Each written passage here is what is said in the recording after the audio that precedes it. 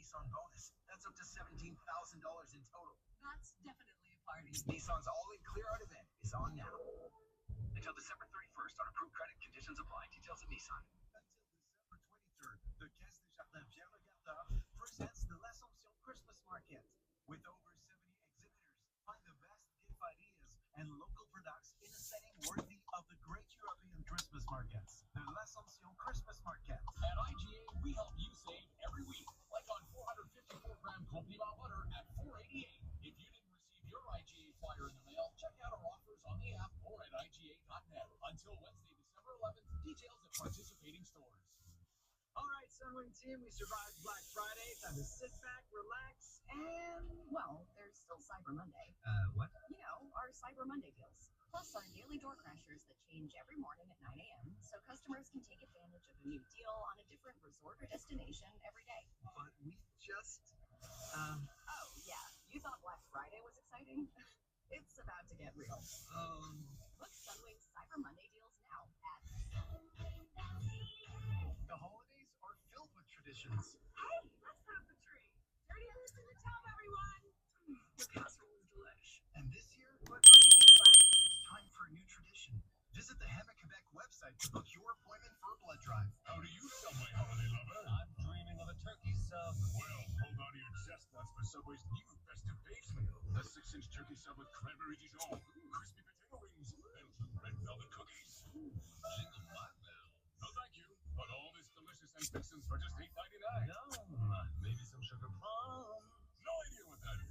The new festive babes meal. A merry $8.99. Only at Subway. At participating Canadian restaurants. Extras additional. Terms and conditions apply. By the fireplace. This winter, discover the electric vehicles with the most awards in Canada. The Hyundai Ioniq 5 and 6 and the Kona EV are all perfectly adapted to our Quebec winters and eligible for government rebates of up to $12,000.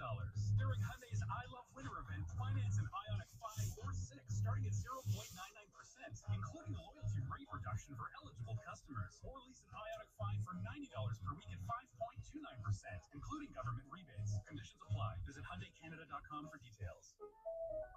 Estoril Resort Perfect Gifts up to 50% off. Treat yourself to a spacious suite with fireplace, a rendezvous at the spa, restaurant, or wine cellar. Your exceptional destination in the Laurentians. Book at Estoril.com. Registered in accordance with the Tourism Accommodation Act. Why do I love getting my holiday gifts at Pharma Free? The PC Optima points. Perfume for mom, points for me. Chocolates for the teachers, oh yeah, points for me.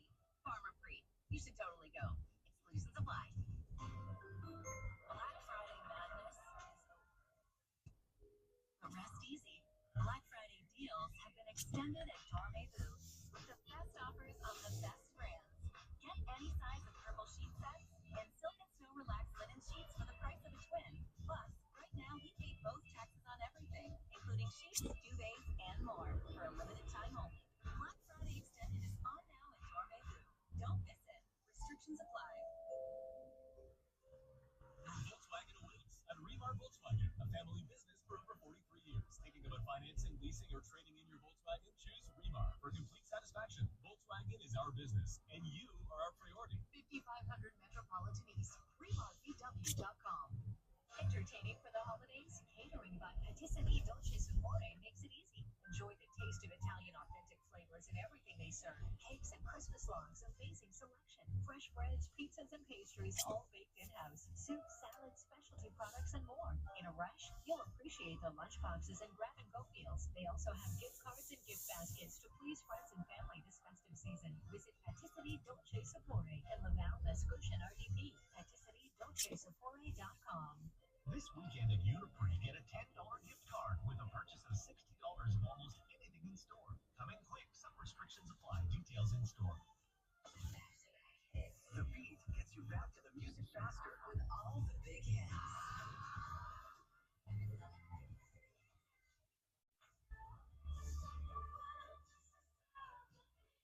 Sit back and enjoy the time around the tree with your family. Happy holidays! Montreal's perfect holiday mix. The Beat 92.5.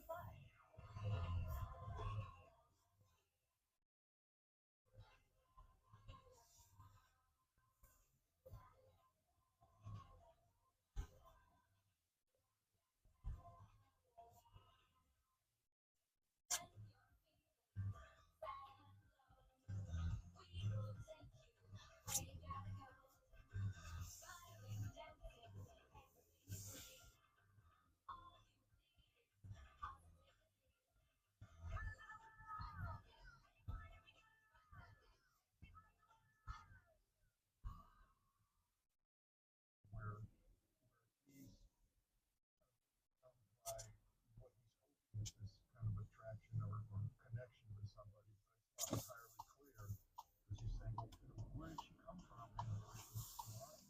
Was she what was that about?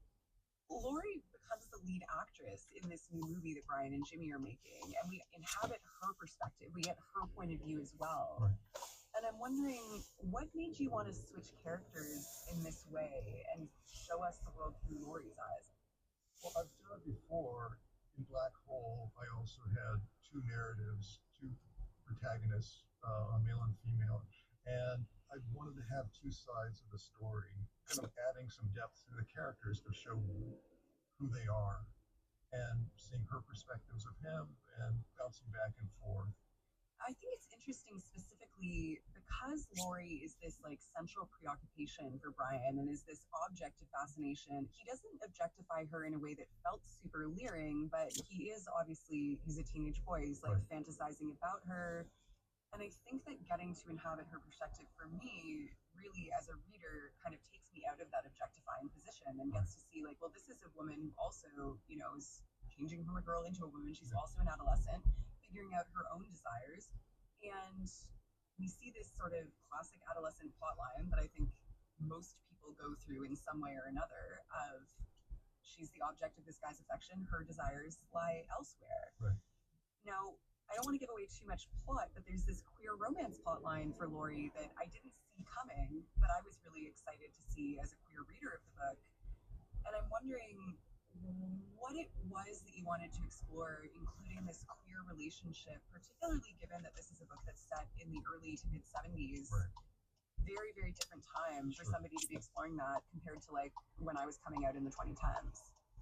Well, again, the way that I write as I go, and the most interesting part about that is discovering things that you didn't anticipate. So originally, the very kind of skeletal structure of the story, Jimmy was going to be, you know, the kind of, oh, here's my best friend who gets the girl that I'm attracted to. And then I was working on it, I was just like, I don't know, I was like, do I need to go through that same typical scenario? And it sounds odd, but as you're working, sometimes there's just like a character who shows up and like, oh, what if these two are interested in each other? So there's a scene early in the story where they're at Jimmy's birthday party and they're looking at movies, and there's an interaction between the main protagonist, Brian, and Lori, and somewhere in the background, this girl is just kind of looking at Lori, and it was just an incidental background character, but somehow there was some thing that happened, like, oh, well, what if they're interested in each other, or what if they've had some romantic attraction to each other? So that just opened up another, just something much richer for me to think about and to look at. If you're just tuning into the show, I'm here chatting with American cartoonist Charles Burns, and we're talking about his new book, Final Cut. I want to talk a little bit now, Charles, about the graphic style of Final Cut, because it is stunning and it's so immersive and it has this almost pop art feel to it for me. You're known for a really sharp and high contrast style. There's like heavy shadows, there's a film noir vibe to a lot of your work. But what's different with this book compared to some of your earlier work is there's an expansive color palette with like deep reds and purples and really bright teal. And we also see some beautiful natural tones of landscape. A lot of the scenes take place with the characters hiking and camping. Can you chat a little bit about your use of color and what you wanted to evoke in this book with the color? When I was starting out as a cartoonist, I looked at a lot of black and white work, and I admired a lot of black and white comic work. And that had to do, in some cases, with the limitation of printing, of what was cost-effective. Printing in color back in the day was very hard. So I kind of trained myself, and at the same time was always attracted to a certain style of this very strong black and white work. But eventually I reached this point where I had access to doing full color artwork, and for me that opened up all kinds of possibilities. For example, the main character in Final Cut has red hair, so if you're seeing her from behind or seeing her from a distance, you immediately know, oh, she's the one that's got red hair. So I tend to do, most of my characters look very similar. That's kind of a cartooning thing I do, but there's elements in using color that are great devices for storytelling. And I think in this most recent book, I've kind of expanded some of the things I'm doing, like really thinking about color in a different way. Mhm.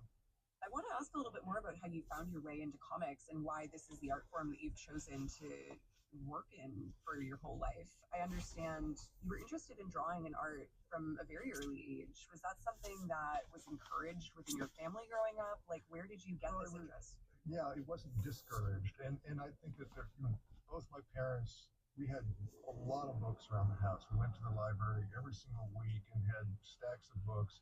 And my father especially was interested in art, and sculpture, and illustration, and comics, which was very unusual, especially the late 50s and early 60s. So there were books around the house that I would just pick up and look at, and somehow internalize some of those very strong images at a very